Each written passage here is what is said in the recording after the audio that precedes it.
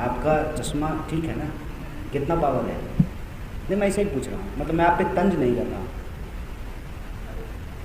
ठीक है, मैं कामना करता हूँ कि आपका आँख ठीक हो जाए। ये तो चलिए आँख की खराबी है तो चश्मा लगा लिए, आजकल हमारे दिमाग को भी ख़राब किया जाता है। आँख में ऐसा परसेप्शन झोंका जाता है ना कि सामने का सच नहीं दिखता है। मैं केरल के एक मंदिर में गया, बहुत मशहूर मंदिर है गुरुवायूर, तो लोगों ने कहा कि मंदिर जा रहे हैं। मैं गुरुद्वारा गया, कोई नहीं पूछा कि गुरुद्वारा जा रहे हैं। ये इस देश का पॉलिटिकल डिस्कोर्स का एक्सिस है जहाँ से आप ये सवाल पूछ रहे हैं। मैं कहता हूँ कि ये ना अंतिम सत्य नहीं है। राहुल जी अपनी यात्रा में मंदिर गए हैं, मठ गए हैं, गुरुद्वारे गए हैं, चर्च गए हैं, मस्जिद गए हैं। हम वो हर जगह जाएंगे जहाँ इंसान जाते हैं। हम फैक्ट्री में भी जाएंगे, स्कूल में भी जाते हैं, कॉलेज में भी जाते हैं, खेतों में भी जाते हैं। हमारे लिए वो हर जगह पवित्र है जहाँ इंसान को शांति मिलती है, जहाँ इंसान को उनके जीवन जीने का तत्व प्राप्त होता है, खाने की चीज़ मिलती है, जीविकोपार्जन होता है। हमारे लिए वो हर चीज़ पवित्र है। एक यात्री के नज़रिए से इस यात्रा को देखिए। हमारे लिए सड़क भी पवित्र है जिस पे हम रोज़ चलते हैं। ये जो नज़रिया है ना, ये नज़रिया हमारे दिमाग में फिट किया गया है कि हमको किसी के साथ ज़बरदस्ती, और मैं बार बार कहता हूँ, हिंदुत्व ना कोई फेयर एंड लवली का क्रीम नहीं है कि सर्दी आएगी तुम होठ में अलग लगाएंगे और पाँव में अलग लगाएंगे। हिंदुत्व एक प्रॉपर आइडियोलॉजी है, एक पॉलिटिकल आइडियोलॉजी है। आप महाराष्ट्र के लोग हैं, यहीं सावरकर पैदा हुए, उसको ध्यान से पढ़ेंगे तो आपको पता चलेगा। जो आज व्हाट्सएप पे हिंदुत्व समझाया जा रहा है और जिस तरीके से सॉफ्ट और हार्ड का बताया जा रहा है, जहर जहर होता है साहब। सांप का बच्चा भी उतना ही जहर करता है जितना सांप का बूढ़ा जहर करता है। आपको ये समझना पड़ेगा कि कोई भी विचारधारा, और प्लीज हिंदू शब्द जोड़ करके जो है आप एक धर्म को बदनाम मत कीजिए। कोई भी विचारधारा किसी भी धर्म का नाम लेकर के, किसी भी धर्म के प्रतीक का इस्तेमाल करके अगर इंसान को आपस में लड़ाता है तो वह धार्मिक तो कतई नहीं है, क्योंकि धर्म का एकमात्र उद्देश्य है मानव मात्र की मुक्ति, मानव मात्र को आपस में लड़ाना नहीं। और यही बात तो मैंने अपनी इस प्रेस कॉन्फ्रेंस की शुरुआत में कही कि आप बताइए कि मुस्लिम लीग कह रही थी हिंदू मुसलमान साथ नहीं रह सकते हैं, हिंदू महासभा कह रही थी कि हिंदू मुसलमान साथ में नहीं रह सकते हैं, दोनों मिलकर के सरकार कैसे बना लिए? इस आधार पे राजनीति करने वाले जो लोग हैं, दोनों का भाषण आप एक फ्रेम में सुनिए, आपको लगेगा कि ठीक बोले हैं प्रधानमंत्री जी, सिर्फ कपड़ों का ही फर्क है, जहर तो बराबर है। सिर्फ अटायर का ही डिफरेंस है ना, जहर तो बराबर है, जला तो इंसान को बराबर रहा है, बांट तो इंसान को बराबर रहा है। इसमें हमको नहीं फंसना है। देश में 45 साल में सबसे ज़्यादा बेरोजगारी है, रोज हमारे पब्लिक सेक्टर को बेचा जा रहा है। आप LIC का देखिए कि LIC का कितना बड़ा शेयर अदानी के पास है और वो दुनिया का जो है सबसे अमीर व्यक्ति बनने वाला है। आपका धन है, आपकी संपत्ति है। LIC में किसका पैसा है? इस देश के आम लोगों का पैसा है। आपका पैसा लेकर के कोई अमीर बन रहा है और आपके बच्चों को नौकरी नहीं मिल रही है, उनका बच्चा BCCI का सेक्रेटरी बन रहा है और उनका नेता चुनाव में जाकर के परिवारवाद पे भाषण दे रहा है। इतना बड़ा ड्रामा चल रहा है आंख के सामने, अगर उसको हम नहीं देख पा रहे हैं मतलब परसेप्शन का चश्मा लगा हुआ है। I would like to request you, please remove it and try to see the truth. It is not about hard and soft, it is about truth, it is about reality. और एक बात, हम विफल नहीं हैं। अगर हम विफल हुए होते ना तो सवाल टी-शर्ट पे नहीं उठता, सवाल जूते के फीते पे नहीं उठता, सवाल कंटेनर में AC है कि नहीं है इस पे नहीं उठता। सारे ये नॉन इशूज इसीलिए उठाए जा रहे हैं कि इतना बैरियर और बैरिकेड लगाने के बावजूद देश का सुदूर गांव में बैठा हुआ इंसान को भी पता है कि भारत जोड़ो यात्रा हो रही है। कोई ऐसा व्यक्ति नहीं है, भले उसको ये नहीं मालूम हो कि इसका पवित्र लक्ष्य क्या है, लेकिन ये यात्रा हो रही है, इस बात की सूचना को रोकने में कामयाब नहीं हो पाए। इसीलिए तो उनको ये झूठ बोलना पड़ रहा है ना, नेहरू जी के बारे में नए तरह के मैसेज बनाना पड़ रहा है, क्योंकि प्रत्यक्षम किम प्रमाणम। एक बात कहते हैं ना कि हाथ कंगन को आरसी क्या, पढ़े लिखे को फारसी क्या। राहुल जी तो पैदल रोड पे चल रहे हैं, तो उनके बारे में जितनी बातें बोली जा रही थी वो तो लोग अपनी आंखों से देख रहा है। और मैं आपको बता दूं कि ये उत्सुकता, ये क्यूरोसिटी आप लोगों की आंखों में पढ़ सकते हैं कि लोग एक झलक देखना चाहते हैं उस व्यक्ति को। तो आपने करोड़ों रुपया खर्च किया था उस इंसान को बदनाम करने के लिए।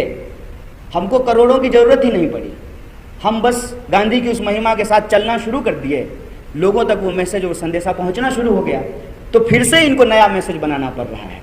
ये मत कहिए कि हम सफल नहीं हो रहे हैं, हम सफल हैं और इस आत्मविश्वास के साथ रोज आगे बढ़ रहे हैं कि यह यात्रा अपने पवित्र लक्ष्य और उद्देश्य को हर हाल में पूरा करेगी। ये प्रश्न जो है ना, मुझे कई बार पूछा गया, क्योंकि छुट्टी जब होता है, अभी जैसे 13 तारीख को हमारी छुट्टी है, उसके बाद 21 तारीख को हमारी छुट्टी है, तो हम यात्री हैं, यात्री होने के साथ साथ जो है कांग्रेस के कार्यकर्ता भी हैं, तो पार्टी की जिम्मेवारियों को निभाना भी एक जो है कर्तव्य है हमारा।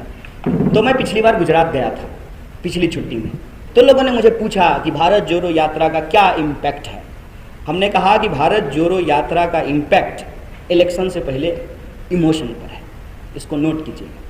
और इमोशन की बात मैं इसलिए करना चाहता हूँ, आज कल एक मैच हुआ था इंग्लैंड और भारत का, इंग्लैंड और भारत का मैच था ना ना ना ना, टेक्निकली वो बीसीसीआई की टीम है, भारत सरकार की टीम नहीं है ना, इसको समझिए। लेकिन आप सब ने कहा कि भारत का मैच था, क्योंकि आप उससे इमोशनली जुड़े हुए हैं। वो जीता तो आप खुश हुए, हार गया तो आपको दुख हुआ। इमोशन बहुत बेसिक चीज होता है। अगर आप मनुष्य हैं तो आपकी ये बुनियादी पहचान है कि आपके भीतर इमोशन है। अगर इस यात्रा का इमोशनल इम्पैक्ट होगा ना, इलेक्शन पे इम्पैक्ट नहीं होगा, ये हो ही नहीं सकता है। देश ने कांग्रेस को अपनाया और कांग्रेस देश के भीतर है।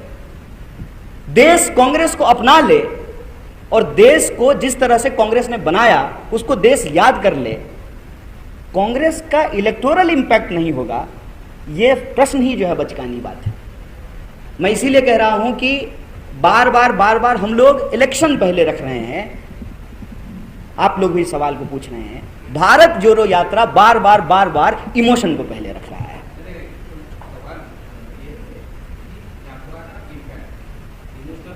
अभी यात्रा खत्म भी नहीं हुआ है, शादी भी नहीं हुई है और बच्चा का नाम पूछ रहे हैं आप। नहीं मैं सब प्रश्न समझ गया सर, इतना हम भी समझते हैं। नहीं यात्रा का 7 दिन हुआ है, अब आप इम्पैक्ट पूछने लगे। मैंने शादी नहीं हुआ, बच्चा का नाम पूछने लगे। नहीं, आपको नहीं लगता कि समय से पहले ये प्रश्न पूछा जा रहा है? सुन रहे हैं, हम सुन रहे हैं आपको। अरे हम सुन रहे हैं सर, हम 5 राज्य में प्रेस कॉन्फ्रेंस किए हैं। हाँ हाँ हाँ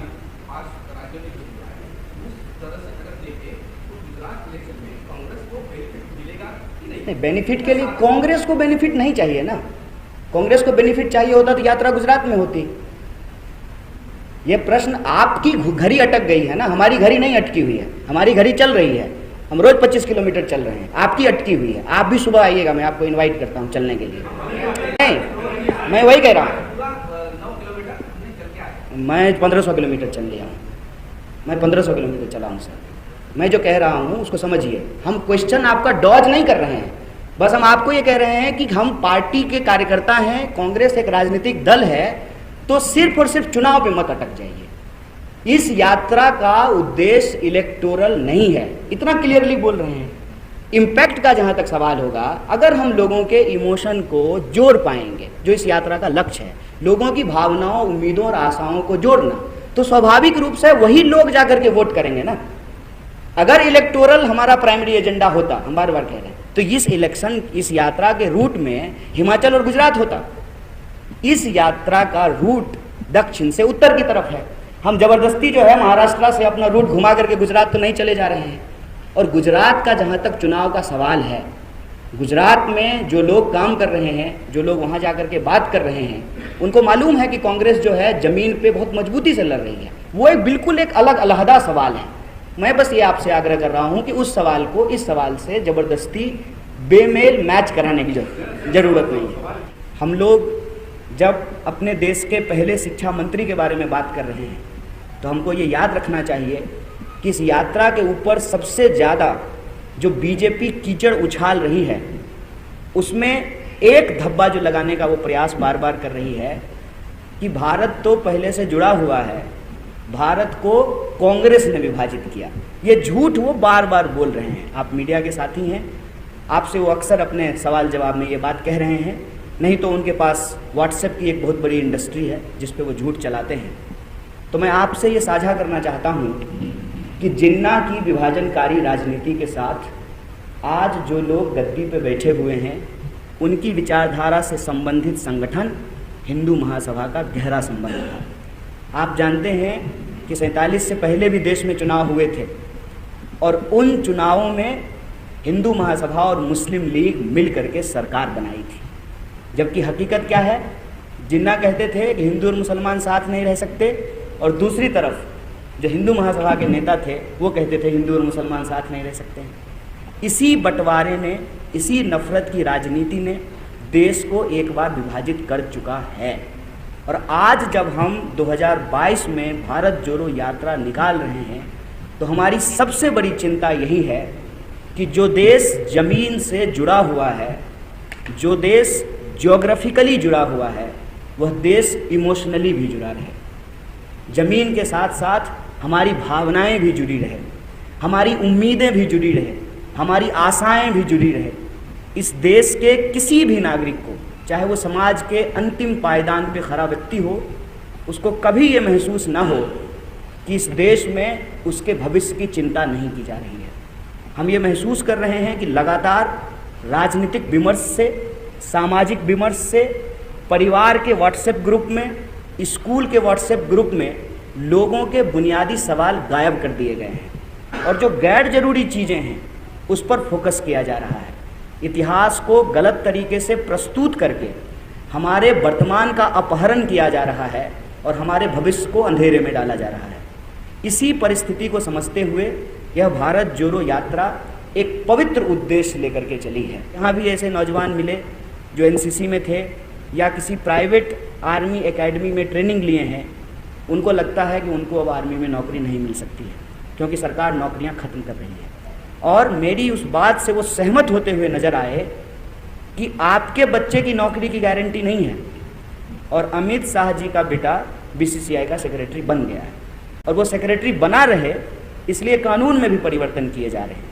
और मज़ेदार बात यह है कि प्रधानमंत्री चुनावी रैलियों में खड़ा होकर के परिवारवाद पे भाषण देते हैं। ये जो देश की गंभीर परिस्थिति है, इस परिस्थिति में भारत जोड़ो यात्रा का एकमात्र लक्ष्य है कि अगर समाज में नफरत होगा, अगर समाज में डर होगा, अगर समाज में गुस्सा होगा तो समाज के लोग आपस में लड़ेंगे।